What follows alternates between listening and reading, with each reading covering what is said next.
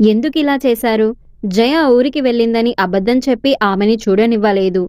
మా పెళ్లికి అంగీకరించినట్లు నమ్మించి వెన్నుపోటు పొడిచారు. జయను శాశ్వతంగా నాకు దూరం చేయాలని ప్రయత్నిస్తున్నారా? అని జయ తల్లిదండ్రులను నిలదీశాడు ఆమెను ప్రేమించిన సూర్యం. దయచేసి ఇక్కడి నుండి వెళ్ళిపో బాబు. పరువుగా బ్రతుకుతున్న మమ్మల్ని రచ్చకీర్చి నలుగురిలోనూ నవ్వుల పాలు చేయకు. లేదంటే మా కుటుంబం మొత్తం విషం తాగి చావాలి అని చేతులు జోడించింది జయ తల్లి శకుంతల. జయను నాతో పంపండి. కులమే అడ్డమైతే మీ పవిత్రమైన కులానికి మా అపవిత్రమైన గాలి కూడా సోకనంత దూరం వెళ్ళిపోతాం అని అర్థించాడు సూర్యం. ఈ ఇంటి పరువు కంటే నా ప్రాణాలు ఏమీ విలువైనవి కావు. నా చావును కల్లారా చూసి జయను తీసుకెళ్ళు అంటూ క్షణంలో కిరోసిన్ మీద కుమ్మరించుకొని అగ్గిపెట్టె వెలిగించింది శకుంతల. మరి ఆ తర్వాత ఏమైంది? శకుంతల అనుకున్నట్లు జరిగిందా?